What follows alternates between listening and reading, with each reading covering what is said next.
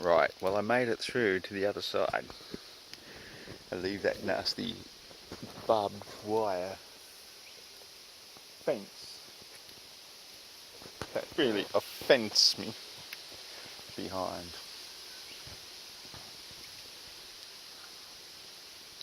I'm kind of tempted to keep following the creek, but it's getting dark and overcast and stormy, and get off me, you fucking blood-sucking mosquitoes. And I'm tempted to just do a little bit of a cross-country walk now. So this is it. This is the place where technically it's still possible. All humanity and the earth herself can be saved. I know that's a big call, and I wouldn't be making it if I didn't believe it was possible. I believe it's not only possible, it's probable. Fucking mosquitoes. Mosquitoes just won't leave me alone. I'm too tasty.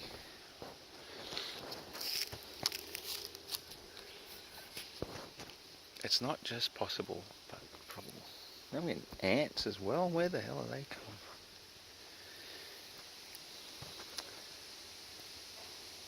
This little place here, it's a perfect little glade. It is very well hidden from all the main roads. That's raindrops. Looks like we're going to get some rain after all. It is very well hidden and protected. The access to this, if you go a bit further down here, another 100 metres or so, there's then a very steep road, steep driveway up to the top of a back road, which is hardly used. You might see a dozen vehicles in a day on it, and the entrance is only the width of an average house block. Not even that. It's only 18 metres. I've stepped it out. So you could build this awesome big barn at the top there with vehicular access through it to the rest of the property, and that would be an awesome sort of barrier to this rest of this 100 acres of pristine, gorgeous, fertile land. There is so much land here and so much water that, to me, it's a fucking gold mine. And they were selling it last year, or the year before at least, for about 580,000, which is cheap as nothing. You can't even buy a house for that in Clunes now. And here we got 100 acres of beautiful, fertile land. It's been sort of kept in reasonable condition by the cattle, fertilising it and eating the grass and all this, but there's abundance of rock. Everywhere you look, there's rock.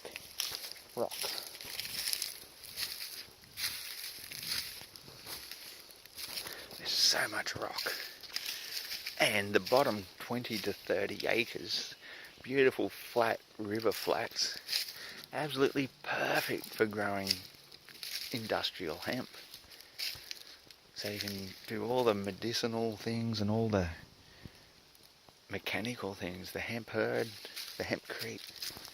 I mean, look at these rocks, they're just everywhere.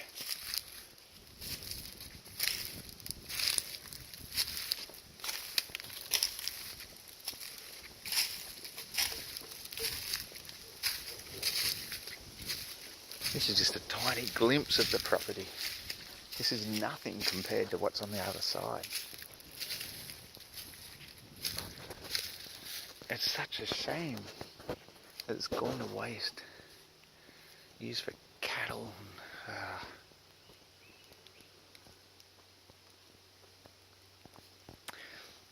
Now there's seriously enough room here, I would think, for several hundred people to have their own private residences, especially if you went by the way of teepee or treehouse or a variety of ways. Domes, I think, are the way to go. And just here alone, this is just a tiny section. You could have a massive, massive dome here in the style I've described elsewhere, growing an abundance of fish and food and making a huge profit, as well as thriving, having the abundance of health.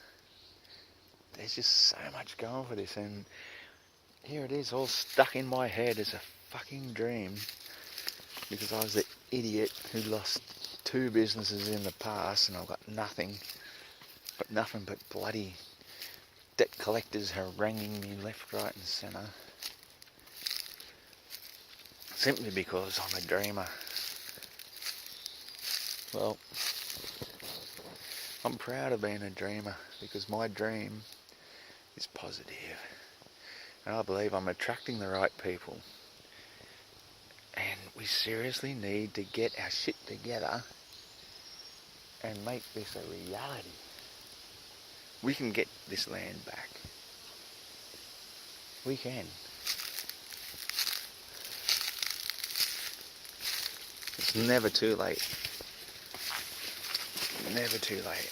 Oh, stab me in the guts, why don't you? That's just a fallen branch, just at the perfect angle, just stab me in the guts. You have any concept of what 100 acres means? There is so much land here. With aquaponics, man, this place could be thriving. You could support thousands of people, really. Seriously, thousands. No more homelessness, no more refugees.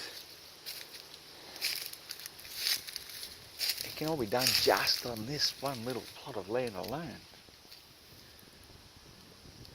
And especially if the idea spreads around the rest of the world, holy shit. You know, that's the way you can make the deserts bloom. Building domes. Save the water. Recycle it. Let the fish waste feed your plants. You can grow so much food in such a small environment without, hardly any water loss.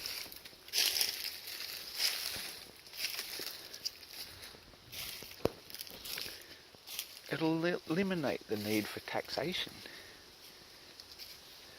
Make taxes voluntary. When people decide that we need something like, say, roads or schools or hospitals or something that is a definite need that's required, well then let the people that want those and need it donate all of their profits or some of their profits towards it voluntarily. If you don't need it, then why should you be forced to donate all your profits to them? Which, as we all know, they just fucking waste on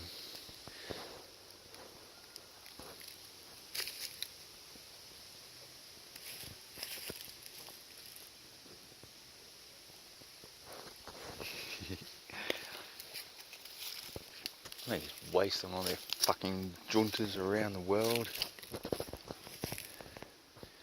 Why should we be paying for their livelihoods when they're just scum-sucking fucking parasites?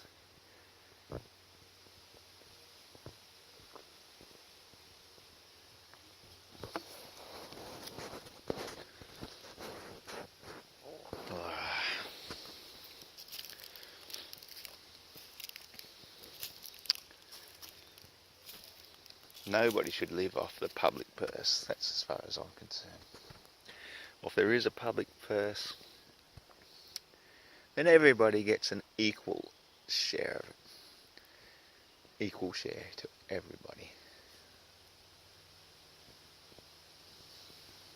How do you like that, you fucking politicians, scumbags? Whatever you get, everybody else gets the same.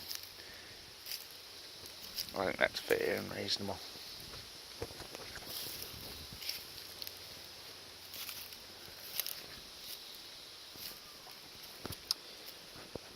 Just look at how much land there is here. It's ridiculous. All going to waste.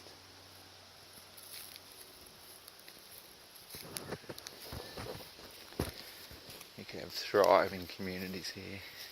Absolutely thriving.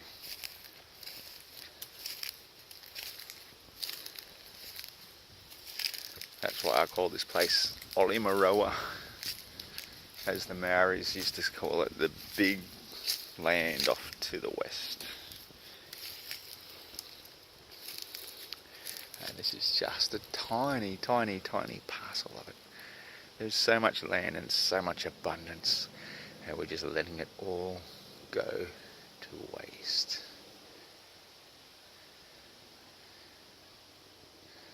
Yeah, I'm a man with a vision. I can see potential.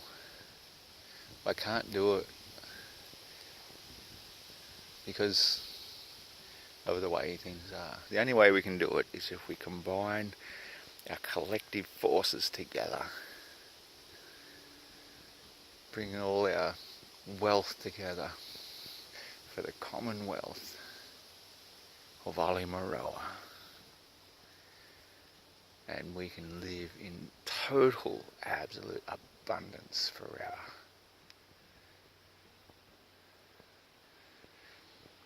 And we'll kick off all the parasites sucking our lifeblood. They won't exist. We will not be party to their game any longer. Charge me interest for fucking money for things that I grow out of the ground. It's all coming to a change. And I'm going to keep walking before ants start eating me alive. Talk to you soon.